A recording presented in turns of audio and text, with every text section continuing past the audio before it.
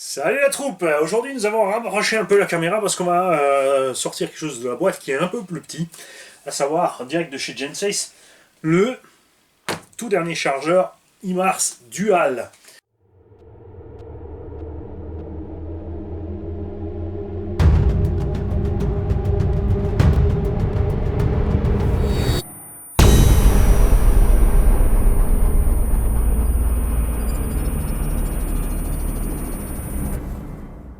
Excusons bien sûr, écoutez les doléances des utilisateurs.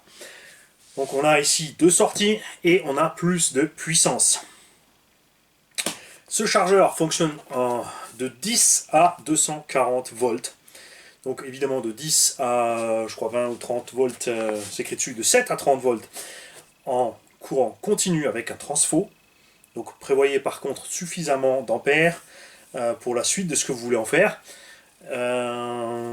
Parce que vous allez voir qu'il y a moyen de faire un truc balèze en courant continu avec ce truc là et en courant alternatif bien sûr de 100 à 240 volts, comme ça il est adapté pour tous les pays. Il a la fonction smart parce qu'il peut mémoriser des batteries évidemment, et ce n'est pas tout. Il est capable maintenant de faire une décharge avec une résistance externe jusqu'à 15 ampères. Il y a des chargeurs même qui vont jusqu'à 40 ampères sur ce type de décharge, des décharges régénératives qu'ils appellent. Moi je m'en sers pas parce que je roule pour vider mes batteries. Le truc c'est quand tu roules, il n'y a pas d'équilibrage des cellules. Alors que quand tu décharges avec un chargeur, tu décharges en équilibre déjà. Donc chacun fait comme il a envie et comme il aime. Moi j'aime la simplicité. Pourquoi que les modes de décharge sont de plus en plus balèzes? Tout simplement parce que ils sont rendus compte, c'est vrai que la plupart des chargeurs déchargent à 1 ou 2 ampères, donc il faut très longtemps, il faut 1 heure ou 2 pour mettre une batterie en storage de capacité moyenne 5 à 6 000. Maintenant avec des batteries de plus en plus balèzes, 6, 7, 8, 9, 10, 11 000, ça devient vraiment très long, et quand tu as plusieurs batteries c'est un problème, parce que tu passes 2-3 jours à décharger tes lipos si tu sais que tu dois partir en congé 15 jours, 3 semaines, 1 mois. Là ça va aller beaucoup plus vite.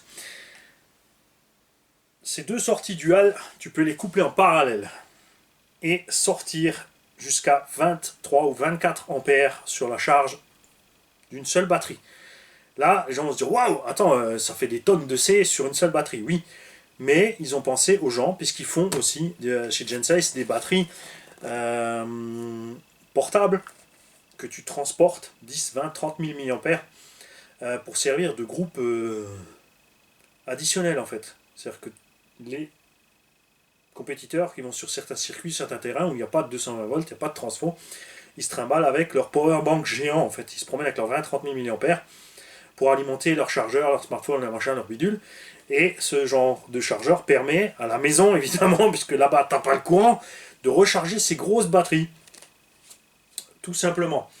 Et c'est pas tout. Il est capable aussi de faire qu'une des sorties, tu choisis laquelle, soit passée en alimentation externe de, je ne dis pas de bêtises, on va voir ça dans la notice plus précisément, pour une fois que j'ai regardé plus ou moins, de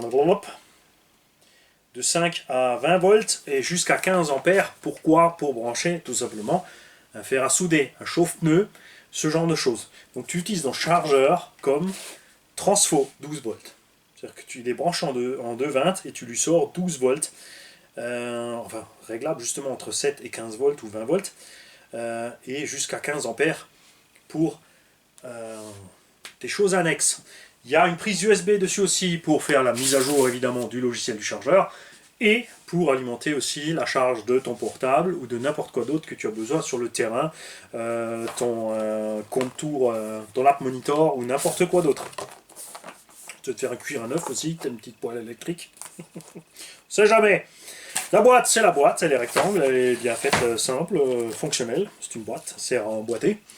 Notice avec, là ça vient de chez Genesis.de, donc la notice est en allemand et en anglais, sera disponible aussi en français. Le chargeur lui-même est multilingue, donc tu peux le programmer en plein de langues, y compris le français. Mais franchement, je peux que vous encourager, je vous dis pas laisser tomber le français, mais il faut voir le français niveau mondial comme un petit patois régional. Genre même en France, les gens, voilà, il faut parler français en France, voilà, on laisse tomber les petits patois régionaux, mais par contre ils sont choqués quand les étrangers arrivent et disent on va laisser tomber le français. Ça n'a pas de sens. Hein? Donc réveillez-vous, mettez-vous à l'anglais, parce que ça vous permet de communiquer avec une grande partie de la planète. Sans encombre, toujours bien sûr dans l'humour, ça va le mieux. Il y a donc une notice très simple, avec le détail de ce que veut dire chaque fonction et étape par étape comment rentrer dans les fonctions et comment se servir du chargeur.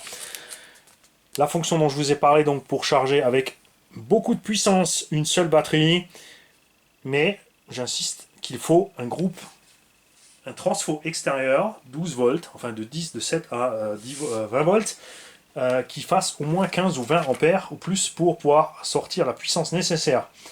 Que je te dise pas de bêtises. Ils te disent qu'il te faut un groupe de 700 watts en 12 volts pour pouvoir sortir jusqu'à 23 ampères si tu branches tes deux sorties ici en parallèle pour aller charger donc une seule et unique batterie. Voilà pour les fonctions de base. Charge évidemment lithium-ion, LiPo, NiMH, tout ce qu'ils font. Le plomb a été abandonné. On a lithium HV, lithium polymère, lithium-ion, lithium-fer et encore le NiMH. Pourquoi? Parce que ils savent très bien qu'il y a beaucoup de gens qui utilisent du NiMH dans les radios, par exemple. Parce que les lipos dans les radios, c'est pas pratique. Tu arrives au cut-off et tu vois, c'est un peu chaud. Et alors que les NiMH, même quand tu es arrivé au voltage mini, tu as encore de la marge, ça va bien. Et par contre, plomb, tout ça, ça fait plus. Il y a encore quand même beaucoup de gens qui ont des batteries au plomb. Pourquoi? Tout simplement dans les gros bateaux, les chars et ce genre de choses. Classique. Hein. Dans la boîte, tu as une mini boîte qui contient, et ça c'est super sympa de leur part, plein de câbles. On a beaucoup de nouveaux chargeurs qui ne sont plus fournis avec tout le câblage nécessaire. D'un côté on comprend parce qu'il y a énormément de câblage possible. De l'autre côté, c'est toujours encombrant parce qu'il faut que la boutique ait tout en stock de ce que tu as besoin et qu'il faut que tu penses de commander les bons câbles. Ils te livrent. Les sorties là-dessus sont XT60. Voyez ça comme un variateur de vitesse. Donc vous avez la prise côté vario là-dessus. Et côté cordon de charge, le côté batterie. Qui finit évidemment sur le côté charge. Hein? Vous ne mélangez pas les pinceaux. Ça sort en XT60. Tu as deux cordons DIN. Tu as deux cordons EC3 et deux cordons EC5. Pas de XT90. Je ne sais pas pourquoi. Avec ça, tu peux charger évidemment aussi des IC5, c'est compatible. Tout ce que tu n'auras pas, évidemment, c'est toute la télémétrie du IC5. Pour ça, tu es obligé de prendre le matériel spécifique Spectrum. Le cordon double USB en cas de besoin. Donc pour programmer les mises à jour et tout ça. Le chargeur, évidemment, peut aussi se calibrer. Il a une fonction d'autodiagnostic en cas de pépin. Et il est super compact. On a du gros boulot sur la ventilation sur ce chargeur. Tu as ici l'entrée 220, sortie 5 volts, 2 ampères USB. L'entrée en 12 volts, enfin de 7 à 20 volts. Et tout le reste est dédié à la ventilation. J'aime bien, il est vraiment super compact. Et il est light. Donc facile à transporter précisément pour les gens qui vont sur le terrain beaucoup. Moi c'est rare. C'est vraiment très rare. Et ouais, le gars il a déjà mis le jus. Hop. Ce qui est dommage, c'est l'absence d'interrupteur sur le chargeur. Toujours obligé de le débrancher pour qu'il soit éteint. Moi mes chargeurs à domicile ici j'aime bien avoir un interrupteur dessus. Donc ça me manque un peu. C'est pas grand chose. C'est un petit détail. Évidemment, tu peux utiliser une multiprise avec un interrupteur.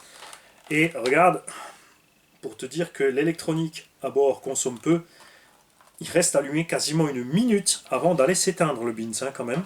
C'est assez balèze.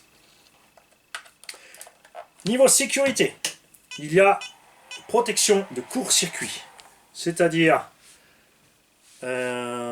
tu branches quoi que ce soit à l'envers, ça coupe. Les plots se touchent, ça coupe. La tension chute, ça coupe. Tu mets trop de volts à l'entrée, à la sortie, quoi que ce soit, ça coupe.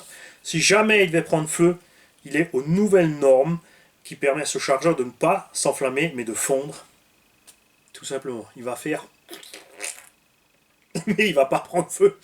Un peu comme la lipo dans la BMT. Sur la vidéo de vendredi 13. Peut-être qu'entre temps vous aurez eu les images complètes. Nous on s'est bien marré. Évidemment là devant tu as les ports d'équilibrage de 2 à 6S. Il ne livre pas de plaquettes d'équilibrage, tu branches directement ta batterie là-dedans. Alors beaucoup se demandent toujours, ouais mais moi comment je fais? J'arrive avec ma 2 ou ma 3S. Et c'est pour ça qu'il y a écrit ici d'un côté le moins 2S et de l'autre côté le 6S. Tu vas toujours... De toute façon si tu branches mal, ça ne marchera pas. Tu peux essayer les deux côtés, mais normalement tu vas de gauche à droite. Et si j'ai dit une connerie, bah ça sera de droite à gauche. Et je t'aurais prévenu que ça peut être faux. Aussi simple que ça. Alors, viens par là mon petit. Alors, je vais me mettre ici, l'écran de la caméra en face, parce que voilà, que vous voyez bien ce qui se passe. Ça, c'est l'autre truc que vous pouvez constater. C'est contrairement à beaucoup de chargeurs, regarde, ça reste visible vraiment dans tous les sens. C'est un écran nouvelle génération. Même de côté, tu peux voir, ce qui n'est pas le cas sur beaucoup d'anciens chargeurs. C'est les petits détails qui sont sympas. Parce que quoi que tu fasses, tu peux voir comme il faut. Ici, bien sûr, le sélecteur. Donc pour descendre, remonter, plus ou moins, etc. Ici, la sortie ou le choix du channel. Ici, l'entrée pour les réglages. Tu peux sélectionner donc ton action. Là-dedans, tu choisis charge, décharge, storage, balance, external discharge, donc ce que je t'ai dit avec une résistance externe pour monter la décharge à 15 ampères, ou en source de puissance digitale. Tu appuies Enter et ici tu vas choisir ton voltage. Là, toujours Enter, ensuite toujours plus et moins, tu choisis combien de volts tu veux sortir. Donc selon ce que tu branches là-dessus, là tu vas vers ton fer à souder, ton chauffe-pneu, ce que tu veux, de 12 à 24 volts. Il y a des glacières, des ventilos en 12 et 24 volts. Hein. Les camionneurs ont beaucoup de choses qui sont 24 volts sur leur camion, par exemple. Donc il y a aussi beaucoup de choses comme ça que... Alors c'est couillon, mais tu peux utiliser ça en vacances pour alimenter certaines choses aussi, évidemment. Il n'y a pas que le modèle réduit. La sortie toujours au même endroit. Donc là on choisit le voltage, là on choisit l'ampérage. Tu démarres ou tu ressors de là. N'oublie pas, si tu démarres, il faut revenir dans ce même menu pour éteindre. Si tu sors de là, tu te balades dans ton chargeur, lui reste alimenté après en 12 volts ou 24 volts, 5 ou 10 ou 15 ampères, de la façon, enfin, tu l'as programmé. Il va falloir revenir là-dedans pour appuyer stop. Ça, il faut y penser. Et on sort toujours par là. Quand tu as choisi ta sortie 24 volts, à la place ici de ceci, là maintenant on est en position d'équilibrage de lipo. Si tu branches une lipo, on aura les données de la lipo.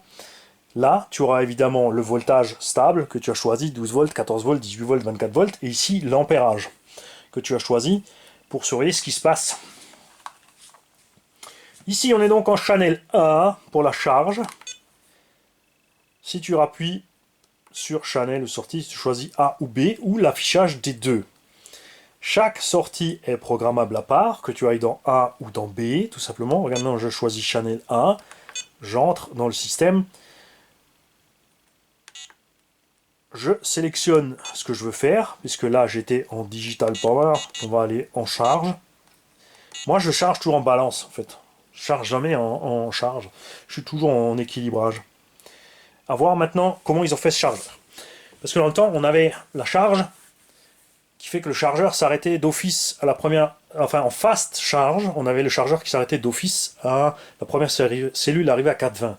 En charge, il équilibrait un minimum, et en balance, il équilibrait à fond. Ensuite, on a une génération de chargeurs. Quand tu te mets en charge, il fait d'office l'équilibrage aussi, il n'y a plus de fonction fast ou de machin, c'est d'équilibrage direct. Par contre, la fonction balance était uniquement la fonction balance, c'est-à-dire que quand tu branchais une lipo pleine, tu ne pouvais pas charger ta lipo à 4,15 ou 4,20, ce qui est le cas sur le Omega Mars simple sortie. C'est là-bas on s'était fait piéger sur le descriptif, on n'avait pas compris. Quand tu vas en balance, c'est juste en balance. Donc tu choisis un voltage de balance entre 3,80 et 4,15 et il va équilibrer les cellules, donc il les décharge tout simplement au même niveau. Si ta batterie est à 3,70, 3,80, il va la charger, mais il va s'arrêter à 4,15. La raison du pourquoi du comment est simple, c'est pour éviter qu'une cellule passe à plus de 4,20.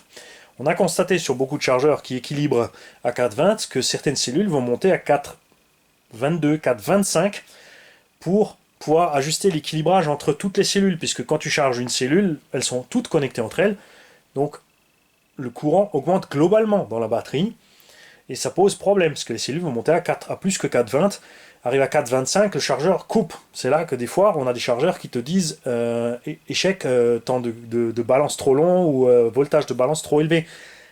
À cause de ça, ils ont choisi ce mode balance unique, sur lequel tu choisis uniquement un voltage fixe.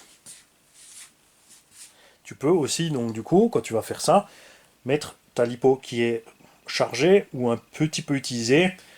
Si tu la mets en mode balance, ça va automatiquement aussi évidemment la décharger en mode balance, tout comme le mode discharge.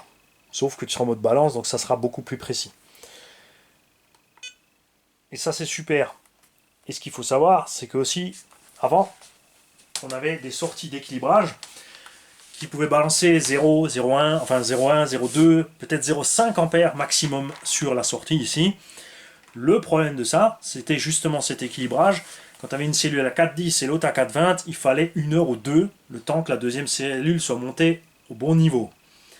Celui-ci peut sortir 1,5 ampères par port d'équilibrage. Résultat, si tu branches une batterie qui a eu un souci de charge parce que ton port d'équilibrage était encrassé, il y a quoi que ce soit, un bug, tu as une cellule à 3,80 et l'autre à 4, il va pouvoir charger la cellule à 4 volts très lentement ou même à rien du tout, et charger l'autre par contre à 1,5, ce qui fait que l'équilibrage va se faire beaucoup plus vite. Et c'est le voltage maxi. Ça ne veut pas dire que ça va balancer d'office 1,5 par cellule. Il peut évidemment ralentir la charge à 0,1 ampère pour arriver à un équilibrage final très serré. Et ça, on aime bien. C'est clair. Ce que j'ai pas regardé, ce que je ne sais pas, c'est si on a là-dedans la fonction de check des résistances de la batterie. Donc là, évidemment, tu choisis ton type de batterie. Toujours sur Enter, tu changes ton système. N'oublie pas quand tu es en HV, fais très attention si tu as lipo HV et des normales. Quand tu vas brancher une lipo derrière non HV, il va te demander de confirmer parce que de faire gaffe que tu es bien sur une lipo HV. Et là, c'est à toi de faire gaffe parce que lui, il ne peut pas le rêver après. Donc, il va charger la lipo et elle va être surchargée. Même s'il y a des sécurités qui fonctionnent en général, parce qu'il va peut-être remarquer l'augmentation anormale de la résistance ou quoi que ce soit, il va pouvoir couper. Mais c'est dangereux, ça peut poser problème. Voltage moyen des cellules, le nombre de S que tu branches, le courant de charge.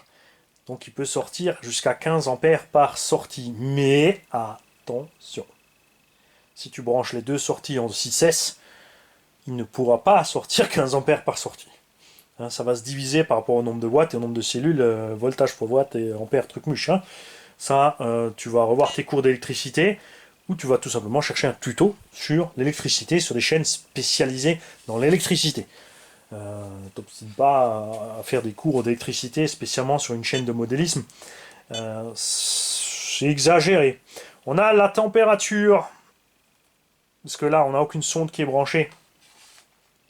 La température du port de sortie. Et on n'a pas l'option, par contre, pour pouvoir mettre une sonde, sauf si c'est prévu par le port ici, mais je pense pas. La sonde de température liée à la batterie, c'est vraiment seulement utile si tu as du nickel-cadmium, magnésium, tout ça beaucoup, parce que ce sont surtout les nickel-cadmium qui chauffent le plus, ou la batterie au plomb peut chauffer, donc tu as une sonde de température de sécurité avec, pour checker ce qui se passe. Sur ces nouveaux chargeurs, par contre, c'est la résistance qui va augmenter, qui va alerter le chargeur et le faire couper. Et je vais rapidement aller voir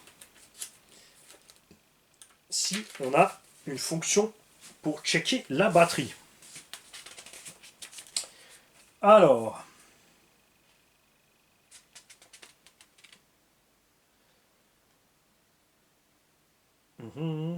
Évidemment, quand tu branches ta batterie, lui il reconnaît la batterie, hein, il se met en mode auto. Ça, tu peux changer après toi-même en manuel. Et si, on a évidemment la fonction de contrôle de la batterie. Voilà.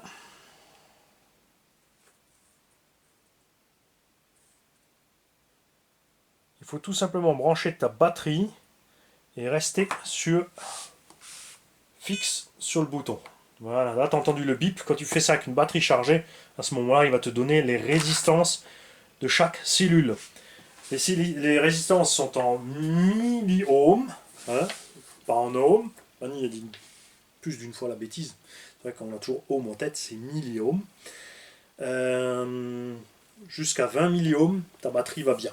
Au-delà de 20, elle va mal. 30, 40, 50, problème. En général aussi, ça se passe bien tant que tous les éléments sont plus ou moins dans les mêmes. Même si tu arrives à des trucs critiques de 20 milliohms, si elles sont toutes au même endroit, ça se passe bien. Ça se passe mal, par contre, si tu en as une à 1 milliohm et l'autre à 20. Parce que celle qui a 20 milliohms va être saturée plus vite en charge et va être déchargée plus vite par rapport aux autres. Donc ton véhicule, lui, qui ne sait pas quelle cellule a un problème, puisqu'il fonctionne sur le voltage global, va continuer à rouler. Tu ne vas pas être en cut-off. Et cette cellule, qui a trop de résistance par rapport aux autres, va surchauffer. C'est là qu'arrive ce qui est arrivé justement précisément avec la BMT. J'aurais dû le remarquer, parce que je sentais bien que j'avais pas toute la patate. Et donc méfiez-vous de ça. C'est à ça que sert cette mesure. De temps en temps, faites la mesure, pas à chaque fois que tu rentres. Hein. Faites la mesure aussi à chaud, après la charge. Si ta batterie est tiède, tu rentres du run, tu la branches, là tu peux tester tes résistances. La batterie à froid et déchargée aura des résistances toujours plus élevées qu'à chaud et chargé. C'est tout à fait normal. Mais voilà. Bidouillez pas vos lipos, les ouvrez pas, essayez pas de souder une cellule avec une autre vous-même, ce genre de choses. Si vous le faites, ne le dites pas, ne le filmez pas, ne le faites pas pour les autres. S'il arrive quelque chose, vous êtes responsable. Tout simplement. Donc faites bien gaffe. Il n'y a pas grand chose de plus à dire sur le chargeur, puisque le fonctionnement, vous avez vu, est très très simple. C'est toujours pareil. Tu vas dans Enter, tu choisis ce que tu veux. Allez, on va passer en channel B. Tu rentres dans le channel B pour faire ces réglages. Tu choisis. Ah d'ailleurs, ouais, tiens, regarde ce qu'on va faire. Hop. On va aller. C'est pas ce que je voulais, tiens. Là, on peut changer le voltage, mais c'est pas ce que je veux. Reviens en arrière.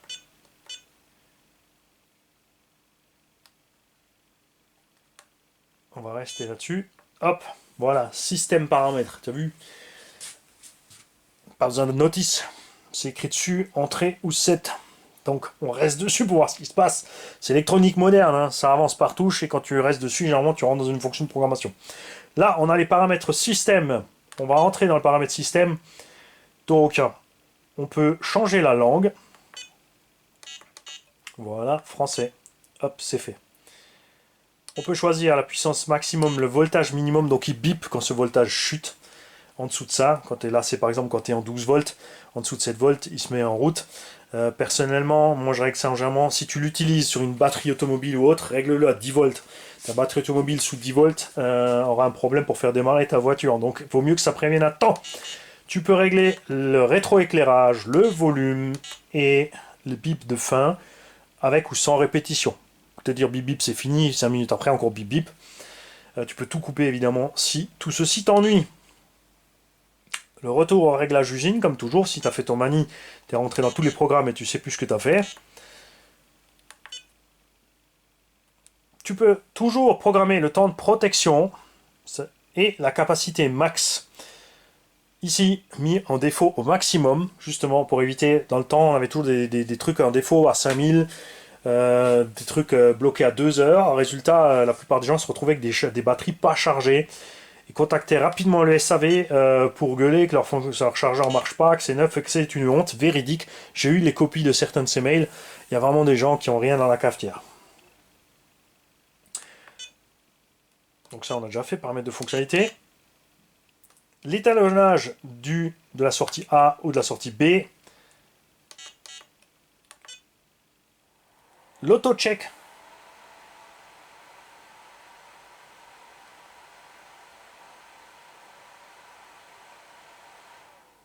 Autodiagnostic, pas d'erreur. L'infosystème. Ici, tu as donc le software installé et tu peux ensuite par l'USB te brancher à ton PC et faire des updates au fur et à mesure s'il y a besoin d'updates sur la machine. Et je ne suis pas descendu à fond, donc on va y retourner. Voilà, c'est simplement retour, ça va bien.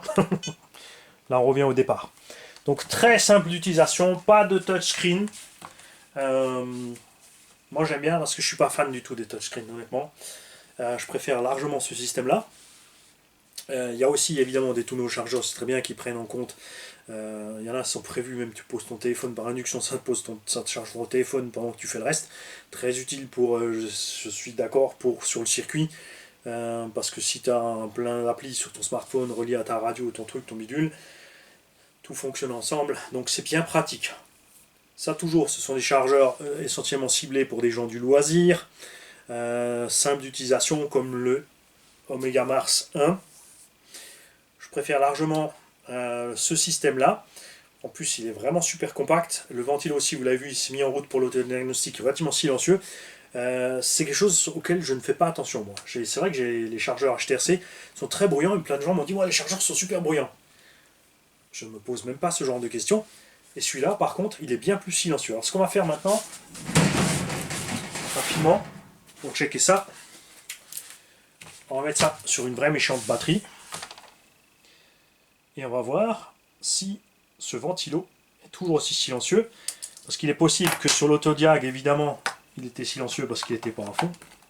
Hein, hop. Je conseille toujours d'acheter des prises d'équilibrage à part. Si tu n'as qu'un seul type de batterie que tu charges avec, tu prends juste des rallonges. Et sinon, tu te prends tout simplement ce genre de choses. Des petites plaquettes que tu branches. Comme ça, tu ne touches pas toujours ici. Tu branches ici direct 2, 3, 4, 5, 6.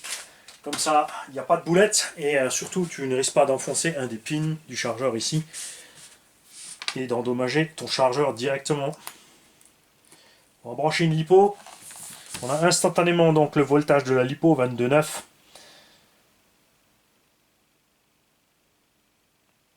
La source, donc c'est le transfo interne qui est en 24 volts.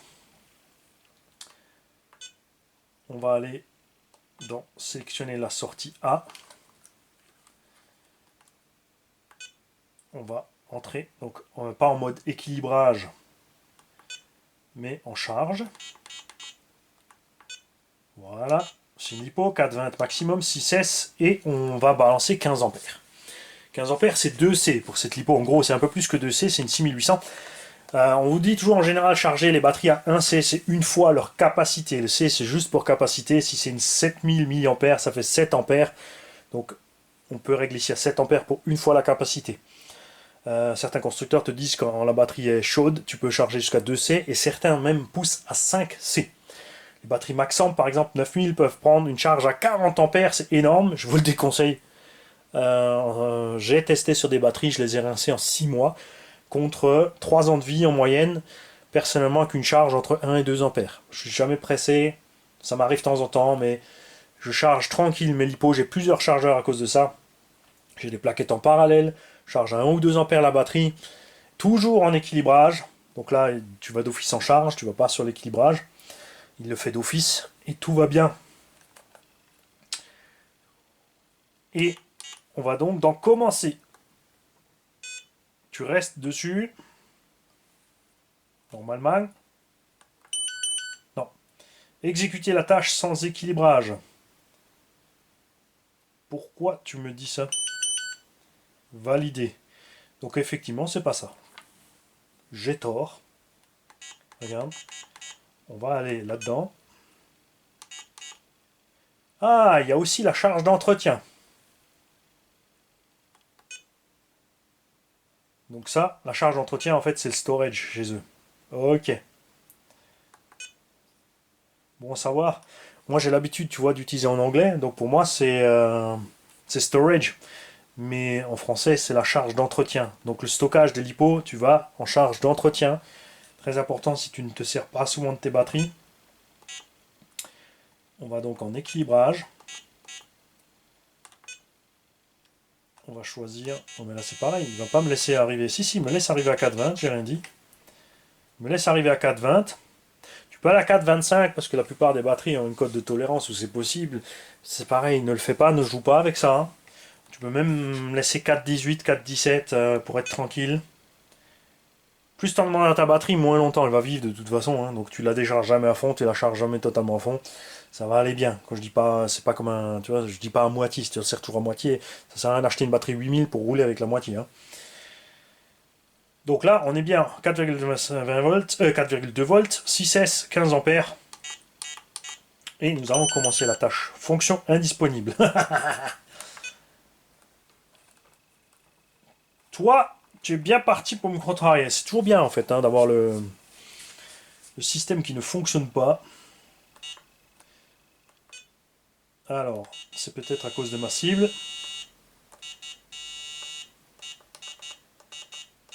On va aller à 6,8 ampères.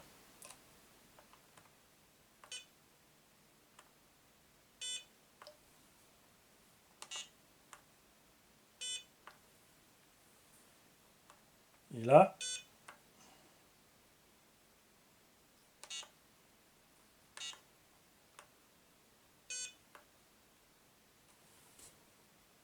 il se passe rien.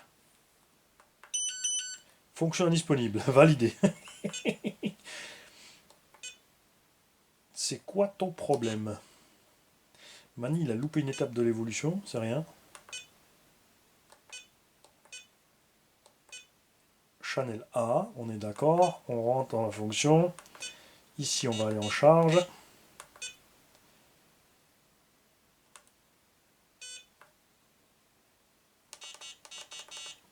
Et tu vas me charger cette batterie.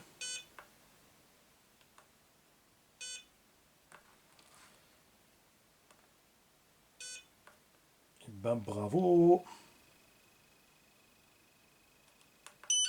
Si, c'est bon.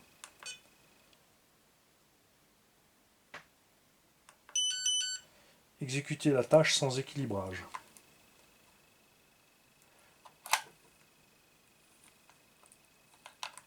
Ah, ça c'est moche. Il ne te dit pas que ton cordon de charge est pas au bon endroit. Vous avez vu? Alors, il se met pas en route, il t'explique qu'il y a un problème, mais normalement, sur les anciens chargeurs, on avait toujours la fonction qui s'affichait pour te dire que c'est mal branché, ce qui n'est pas le cas ici. Donc faites toujours bien gaffe, le plus va à fond à droite sur ce chargeur là. Ça, voilà, et là par contre ça marche tout de suite. On va le mettre on va le laisser un petit peu pour voir ce qu'il nous fait niveau bruitage ventilo. Je ne sais même pas si ça va suffire pour que le ventilo s'enclenche, si c'est bon. Donc ce genre de truc, avec quand tu mets la plaquette d'équilibrage, ça ne t'arrivera pas. Et ça c'est cool. Effectivement, le ventilo est pas bruyant. Hein. Donc voilà Luc, si tu cherches une solution à ton problème de bruit de ventilo, eh ben il est là. On va voir s'il va aller à donf. Sature à 8,6 ampères, tu vois. C'est le maxi en fait que la batterie peut encaisser. Hein. Il va pas aller d'office à fond et la fourrer, tu vois. Il peut pas donner plus sur cette sortie. Donc tu as vu, c'est relativement simple. Ensuite, si tu fais quoi que ce soit de travers, tu as vu, il s'est interrompu carrément parce que je suis en train de jouer avec la prise. Les résistances changent.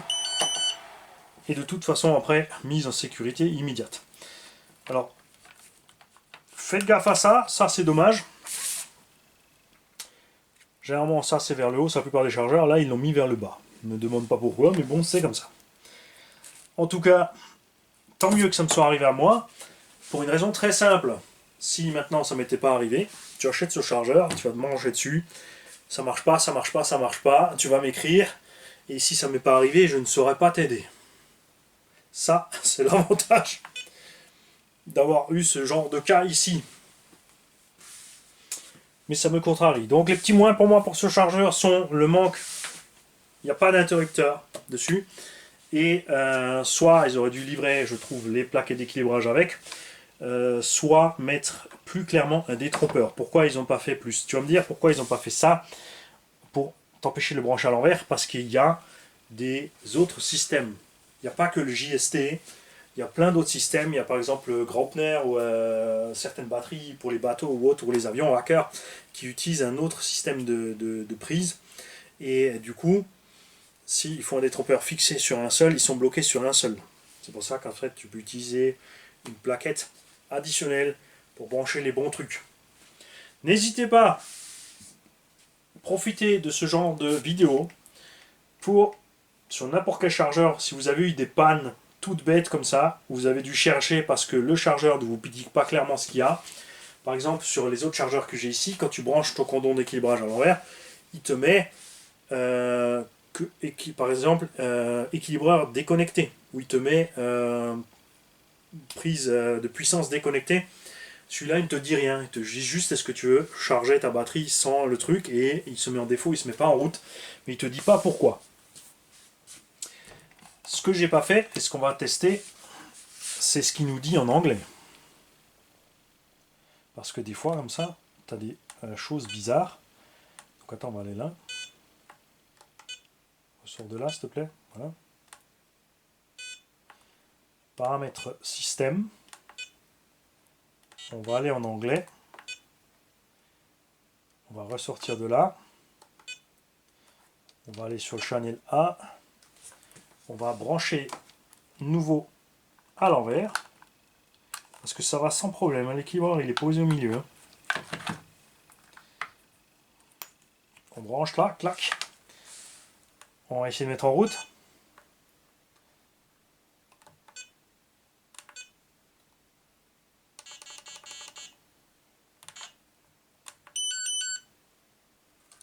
Non, il te dit juste que c'est sans l'équilibrage. Donc, il ne peut pas te dire ce que tu as fait de travers. Regarde maintenant. Là, c'est bon, ça y va.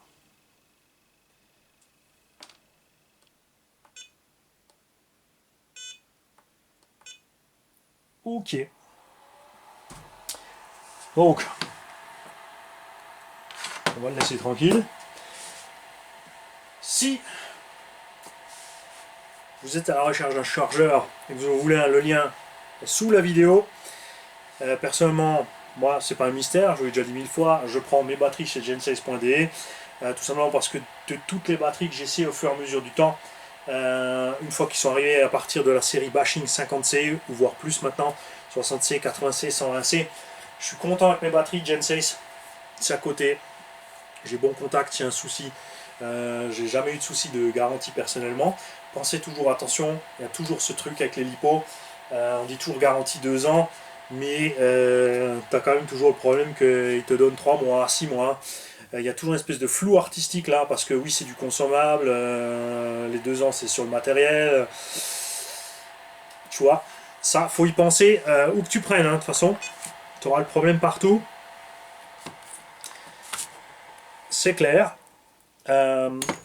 N'hésitez pas aussi à partager quel type de lipo vous roulez, qu'est-ce que vous avez essayé comme marque de lipo. Moi j'en ai essayé plein, là maintenant de temps en temps je suis aussi d'essayer d'autres batteries encore, et c'est pas parce que je suis content maintenant avec Gen 6 que je me cantonne là-dessus, que je prends plus que celle-là. De temps en temps je prends d'autres batteries, d'autres types, pour essayer de voir ce que ça donne, puisque moi j'ai quand même un débit important, puisque je roule beaucoup, donc j'arrive vite à 50 ou une centaine de cycles par batterie, donc il faut voir relativement rapidement à quelle vitesse ça se dégrade. Mais c'est toujours important pour moi que vous partagiez avec moi toutes vos informations, telles qu'elles soient. Il y a toujours du bon à prendre, même si vous croyez que vous êtes hors sujet, tant que vous êtes sur la voiture, sur le modélisme ou sur l'humour, vous n'êtes pas hors sujet sur n'importe quelle vidéo, vous balancez votre info, ça servira toujours à quelqu'un. Moi je lis tous les commentaires, je réponds à tout le monde, donc quelque part je le saurai, ou je l'aurai enregistré, ou n'importe quoi. Et ça va toujours à un moment ou à un autre servir à quelqu'un. Comme ce genre de panne à la noix, si ça m'était pas arrivé à moi, et toi tu as eu le cas, sur n'importe quel autre chargeur, tu trouves qu'il y a un truc aussi comme ça que tu trouves un peu con, balance-le en dessous parce que tu vas certainement aider quelqu'un à un moment ou à un autre. Les mecs, je vous souhaite une bonne journée. Bonne continuation. Moi j'avais appuyé sur la touche 0 là pour éteindre mon chargeur alors que c'est la caméra qu'il faut éteindre. Bon vendredi et bon bâche à tous. Ciao.